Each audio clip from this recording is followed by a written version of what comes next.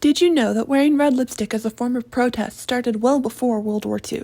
Come swatch my collection of Besame Cosmetics red lipsticks with me as we discuss the history of red lipstick in 20th century America. In November of 1912, 20,000 women marched down the streets of New York demanding the right to vote. Having recently opened her own cosmetic store, a savvy businesswoman named Elizabeth Arden handed out samples of Red Door Red lipstick to her fellow suffragettes. The iconic look became associated with the suffragette movement, not only because men allegedly hated it, but, as we would discover in the modern era, there's a psychological association between wearing red lipstick and increased confidence. Through World War I, women continued to wear red lipstick to express their femininity as they took over jobs that had been male-dominated. The end of the war saw a big push to return to conservative values. The temperance movement, which was also responsible for prohibition, called for women to return home, wear longer skirts, and more modest makeup, including no more red lips. The pushback to the temperance movement became embodied in what we know today as the flapper, the vivacious, fun-loving party girl with short hair, short hemlines, and dark red lips. At the beginning of the Roaring '20s, the women's liberation movement was at odds with the new, sexually liberated flapper, because we all know the patriarchy benefits when women are pitted against each other. However, an exciting new technology would soon be available in every city that dissolved the dichotomy in people's minds: the rise of the silent film, and with it, movie stars.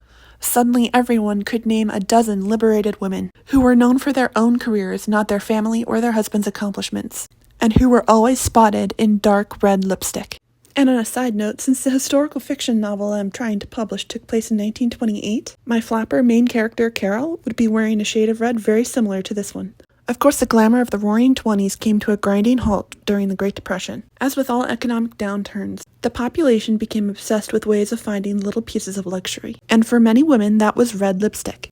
Maybe your clothes were worn and you couldn't afford to go to the salon anymore, but with the right red lip, your entire look would be pulled together. If the economic downturn crushed America, it absolutely pummeled the Germans, who were still struggling with the war reparations from the First World War. In desperation, the Germans turned to a new leader, one who argued that beautiful Aryan women didn't need makeup. It's impossible to say for sure whether Hitler actually didn't care for the look of red lipstick, or if he just recognized that makeup is self-expression, individuality, and confidence. Either way, makeup of any form became extremely taboo, and red lips were out of the question. In retaliation, American women went out and bought red lipstick in droves. A near-universally flattering shade called Montezuma Red was a standard part of the WAC uniform, and although many women said that they were doing it simply to boost the morale of the troops, it also gave us an undeniable surge of confidence as we once again manned the factories, worked the farms, and built infrastructure. Even something as simple as red lipstick has become symbolic of so many political movements within the span of a century. And now's a better time than ever to pick up a shade of red. So tell me, which one was your favorite?